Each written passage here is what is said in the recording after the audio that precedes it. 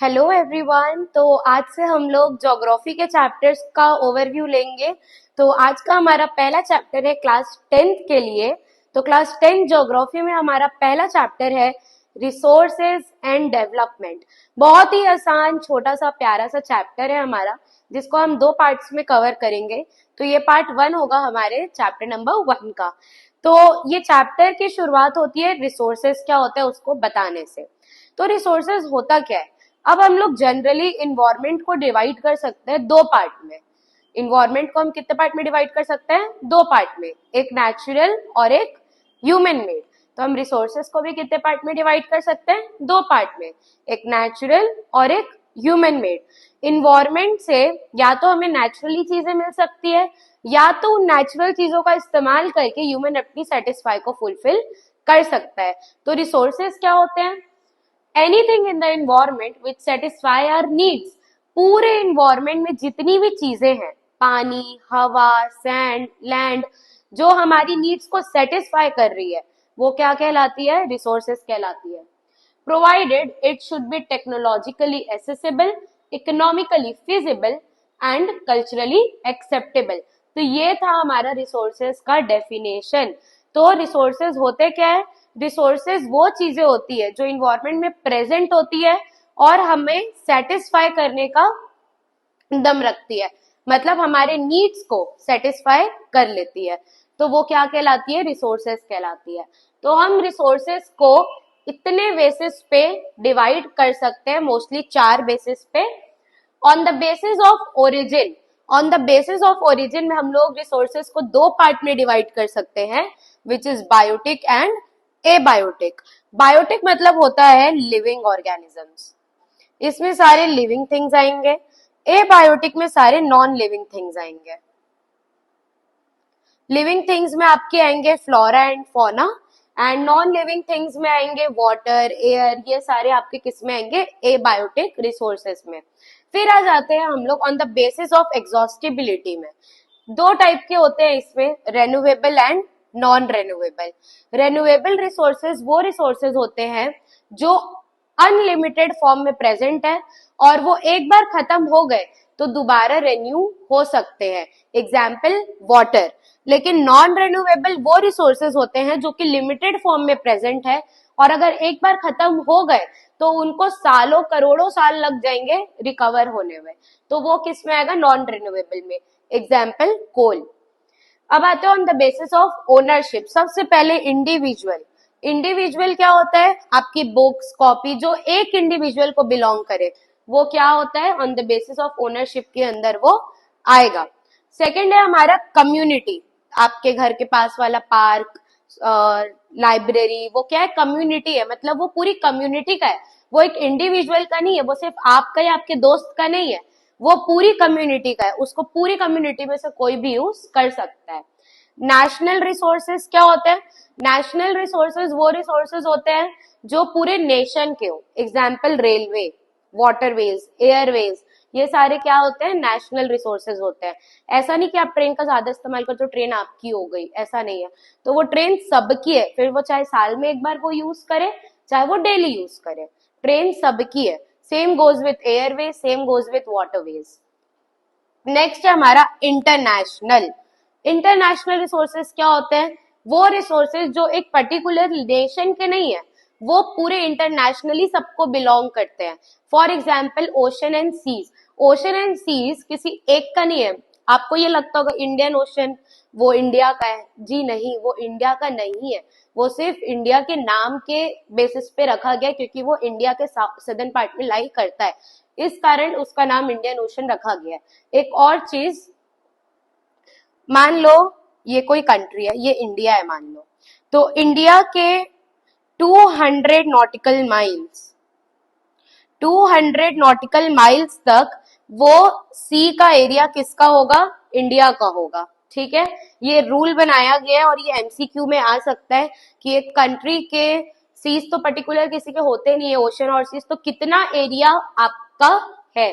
तो 200 nautical miles उसका area होता है। फिर आते हैं on the basis of development में। सबसे पहले है हमारा पोटेंशियल। पोटेंशियल में क्या आएगा? ऐसे रिसोर्सेज जो एक पर्टिकुलर रीजन में पाए जाते हैं और उनके अंदर पोटेंशियल भी है हमारे नीड्स को सेटिस्फाई करने की, लेकिन हम अभी उसे यूज नहीं कर पा रहे हैं। एग्जाम्पल के तौर पे राजस्थान, गुजरात में large amount of wind energy, solar energy पाई जाती है, लेकिन हम उसका उतना ज्यादा उपयोग नहीं कर पा रहे। डेवलप्ड रिसोर्सेज, ऐसे रिसोर्सेज जिनका हमने खोज भी कर लिया है और अभी करेंटली हम यूज भी कर रहे हैं, फॉर एग्जाम्पल कोल, जो कि फुली डेवलप्ड है। फिर आता है हमारा स्टॉक। स्टॉक क्या है? ऐसे रिसोर्सेज जो रिसोर्सेज के तौर पे है तो, लेकिन हम उसका यूज नहीं कर सकते क्योंकि अभी हमारे पास प्रॉपर टेक्नोलॉजी नहीं है उसको यूज करने की, तो वो किस में आएगा? स्टॉक में आएगा। अगला हमारा टॉपिक है बच्चों रिजर्व का। ये रिजर्व्स क्या होते हैं? रिजर्व्स हमारा स्टॉक के बेसिस पे ही बनाए जाते हैं। रिजर्व्स जो होते हैं वो दूसरा टर्म है स्टॉक का। हमें फ्यूचर जनरेशन, अगर हम डेवलपमेंट कर रहे हैं तो हमें फ्यूचर जनरेशन के लिए कुछ सेव भी करना चाहिए, तो वो किस में आएंगे? रिजर्व में आएंगे। जो हम डैम कंस्ट्रक्ट करते हैं, मान लीजिए रिवर वाटर, रिवर वाटर से हम हाइड्रो इलेक्ट्रिसिटी तो जनरेट कर सकते हैं, लेकिन क्या हम कर रहे हैं उसको? नहीं। अगर हम हाइड्रो इलेक्ट्रिसिटी रिवर से जनरेट कर देंगे तो बहुत ही लार्ज अमाउंट ऑफ वाटर उसमें कंज्यूम हो जाएगा, तो वो फ्यूचर जनरेशन के लिए कुछ बचेगा नहीं। तो इस कारण हम फॉरेस्ट के पानी को, रिवर के पानी को, इवन वेल को हमें रिजर्व करके, जो अभी अब डैम कंस्ट्रक्ट हो रहे हैं वो भी किस में आएंगे? रिजर्व्स में आएंगे। तो बच्चों अगला हमारा टॉपिक है डेवलपमेंट ऑफ रिसोर्सेज। अब रिसोर्सेज को हमने ढूंढ तो लिया, उनका एक्सकवेशन भी कर लिया, अब उनको यूज करने के लिए उनको क्या करना पड़ेगा? डेवलप करना पड़ेगा। तो 3 टॉपिक हमको इसके अंडर में पढ़ने हैं। सस्टेनेबल डेवलपमेंट, जो आप लोग बचपन से पढ़ते आ रहे हो, रायो de Janeiro summit 1992 and agenda 21। सबसे पहले हम लोग डिस्कस करेंगे सस्टेनेबल डेवलपमेंट को। अब आजकल के लोग क्या करते हैं, उनको जो मिल जाता है उसकी कदर नहीं होती है, जो नहीं मिला रहता है वो चाहिए उनको, फिर वो मिल जाता है तो उसकी भी कदर करना छोड़ देते हैं। ये आजकल के लोगों का थिंकिंग है। तो उसी को माइंड में रखते हुए एक हमको रिसोर्सेज में भी लोग यही करते हैं। अभी पानी की अवेबिलिटी सफिशिएंट है, अभी इलेक्ट्रिसिटी की अवेबिलिटी आपके पास सफिशिएंट है, तो लोग अनलिमिटेड मात्रा में उसको यूज करते हैं, कोई लिमिट नहीं है उसकी, बहुत ज्यादा यूज करेंगे और उस फ्यूचर जनरेशन के बारे में नहीं सोचेंगे। क्यों? क्योंकि ये सब नॉन रिन्यूएबल रिसोर्सेज है। अभी प्रीवियसली हमने डिस्कस किया था कि अगर ये एक बार खत्म हो गए तो इनको थाउजेंड्स ऑफ ईयर्स लग जाएंगे रिन्यूएबल बनने में, मतलब वापस आने में। तो हमें लिमिटेड फॉर्म में इसका यूज करना चाहिए ताकि हमारी नीड्स भी सेटिस्फाई हो जाए और फ्यूचर जनरेशन के लिए भी हम इसको सेव कर सके। तो यही बच्चों होता है सस्टेनेबल डेवलपमेंट, कि अभी आप रिसोर्सेज का इस्तेमाल करो बट एडुकेट मात्रा में करो। क्यों? ताकि वो फ्यूचर जनरेशन के लिए सेव हो सके। ये होता है सस्टेनेबल डेवलपमेंट। फिर आते हैं हम लोग रायो डी जेनेरियो समिट में। अब रिसोर्सेज का इस्तेमाल करने के कुछ ड्रॉबैक्स भी होते हैं। पॉल्यूशन, सोशल इन्वायरमेंट का डिग्रेडेशन, ये सब क्या है? प्रॉपर लोगों को मिल नहीं पाता है। अभी भी ऐसे इंडिया में कई सारे गांव है जहां पे इलेक्ट्रिसिटी अवेलेबल नहीं है, जहां पे पानी 24/7 अवेलेबल नहीं है। और रिसोर्सेज का जब हम इंडस्ट्रीज इस्तेमाल करती हैं तो बहुत ही ज्यादा उससे क्या होता है? पॉल्यूशन होता है, जिसकी वजह से इन्वायरमेंट को डिग्रेड होना पड़ता है, मतलब इन्वायरमेंट डिग्रेडेशन को वो चीज रिजल्ट करती है। तो रायो डी जेनेरियो में एक मीटिंग रखी गई थी जिसमें करीबन रायो डी जेनेरियो ब्राजील में है, तो उसमें करीबन 100 स्टेट्स हेड आए थे इस मीटिंग में और उन्होंने मिल के डिसाइड किया था एजेंडा 21। मतलब यहाँ पे ये मीटिंग हेल्ड हुई थी और उस मीटिंग का मेन मोटिव था एजेंडा 21 और एजेंडा 21 का मेन मोटिव था सस्टेनेबल डेवलपमेंट, कि मतलब हम डेवलपमेंट करेंगे, हम देश को आगे बढ़ाएंगे, हम रिसोर्सेज का इस्तेमाल करेंगे, बट हम ऐसे करेंगे कि वो सोशली किसी को हार्म ना करे और इन्वायरमेंट को भी हार्म ना करे, इन्वायरमेंट डिग्रेड ना हो। तो ये सब रायो डी जेनेरियो में हुआ था और इसका हमें मिला था एजेंडा 21। एजेंडा 21 का मेन मोटिव था कि लोकल गवर्नमेंट अपना अपना एक पर्सनल एजेंडा 21 सेट करे अपनी सहूलियत के हिसाब से और इन्वायरमेंट को डिग्रेड होने से बचाए, मतलब एक्सेसिव मात्रा में कोई भी रिसोर्सेज का इस्तेमाल ना किया जाए और एक्सेसिव मात्रा में इन्वायरमेंट को डिग्रेड ना किया जाए। ये था एजेंडा 21। उसके बाद हम आते हैं रिसोर्स प्लानिंग में। अब मान लीजिए आपको अपनी बर्थडे पार्टी देनी है बहुत बड़े रूप में, उसकी प्लानिंग तो करनी पड़ेगी, कहाँ देना है, किसको बुलाना है, खाने में क्या रहेगा, रिटर्न गिफ्ट्स क्या देने हैं, क्या पहनना है। बिना प्लानिंग के क्या आप बर्थडे सेलिब्रेट कर सकते हो? नहीं कर सकते। मान लीजिए आपके घर में कोई शादी है, बिना प्लानिंग के शादी हो सकती है? नहीं हो सकती है।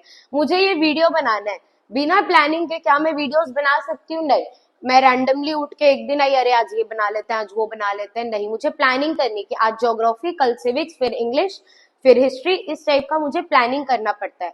तो जब इतना बड़े रिसोर्स, इतने बड़े मात्रा में इतने सारे resources, form of resources present है, यानी कि कोल हो गया, पेट्रोल हो गया, क्रूड ऑयल हो गया, आपका वाटर हो गया, एयर हो गया, सोलर एनर्जी हो गया, तो इतने सारे रिसोर्सेस को कंजर्व करने के लिए, इतने सारे रिसोर्सेस का इस्तेमाल करने के लिए हमें क्या करना पड़ता है? रिसोर्स प्लानिंग करनी पड़ती है। यानी कि आपको पता चला कि इस रीजन पे एक रिसोर्स पाया जाता है, मान लीजिए कोल छत्तीसगढ़ में पाया जाता है, तो आपने उसको एक्सकावेट किया, इतना ज्यादा तो नहीं एक्सकावेट कर लिया कि जिससे लैंड डिग्रेडेशन हो रहा है, सॉइल इरोजन हो रहा है, हम लोग पार्ट 2 में डिस्कस करेंगे। तो हमें एक प्रॉपर रिसोर्स प्लानिंग लेके चलना पड़ता है कि हमें इतना ही रिसोर्सेस का इस्तेमाल करना है ताकि वो कंजर्व भी होता रहे फ्यूचर जनरेशन के लिए, और वो एनवायरमेंट को भी हार्म ना करे। तो आई होप आपको इतने टॉपिक समझ आ गए होंगे।